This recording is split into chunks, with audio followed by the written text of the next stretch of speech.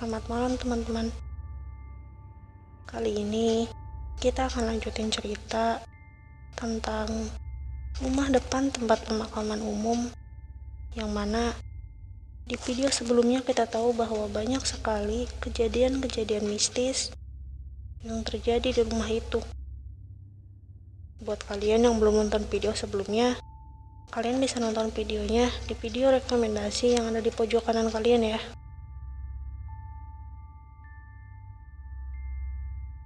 Kejadian demi kejadian mistis terus kami alami, hingga ayah pun pulang. Aku ingat saat dimana siang itu aku sedang bermain dengan temanku. Temanku ini bernama Hani. Awalnya aku dan Hani hanya bermain di halaman rumah, tapi karena bosan, kami pun berpindah tempat. Aku teringat pada mimpiku beberapa hari yang lalu tentang pemakaman itu, di mana aku terbangun dan tiba-tiba aku sudah ada di tengah-tengah pemakaman itu. Hani mengajakku bermain di dekat kuburan, bahkan di tengah-tengah kuburan. Karena penasaran, aku pun ikut dengan Hani. Kami bermain semakin jauh menjelajahi pemakaman itu. Ternyata pemakaman itu sangat luas. Aku dan Hani bermain di sana, hingga tiba-tiba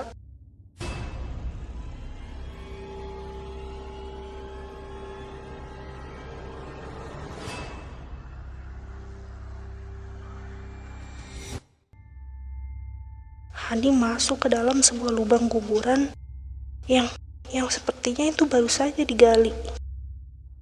Aku panik saat itu, karena aku sendiri tidak bisa mengeluarkan dia, karena lubang kuburan itu terlalu dalam. Aku lari ke arah rumah untuk meminta bantuan, hingga aku masuk ke rumah dan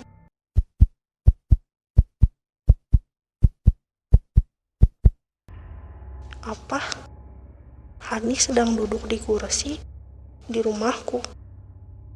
Bagaimana bisa?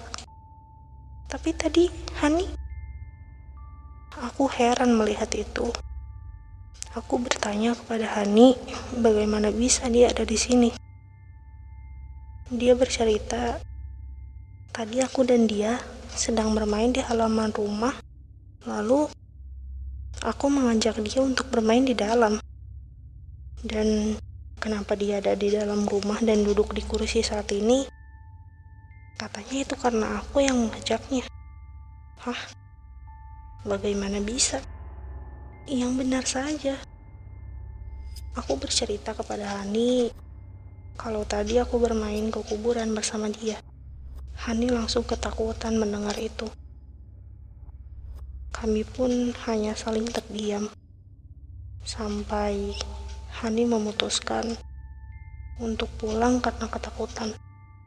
Gangguan demi gangguan pun terus kami rasakan. Dari mulai pagi sampai pagi kembali, gangguan itu selalu ada. Dan tak jarang juga pekerja-pekerja kami pun mendapatkan gangguan. Ada yang saat sedang berjaga, tiba-tiba mesin di sana nyala sendiri. Bahkan tak jarang juga ada pegawai yang mendengar suara-suara aneh saat mereka sedang sendiri maupun saat ramai. Dan yang paling aku ingat ketika pegawai di sana ada yang melihat penampakan sekumpulan orang yang akan menggiling padi ke tempat kami. Tapi ketika padi itu hendak digiling, padi itu berubah menjadi tanah kuburan. Karena gangguan yang sering terjadi pada kami, akhirnya kami pun memutuskan untuk pindah. Dan cerita pun selesai.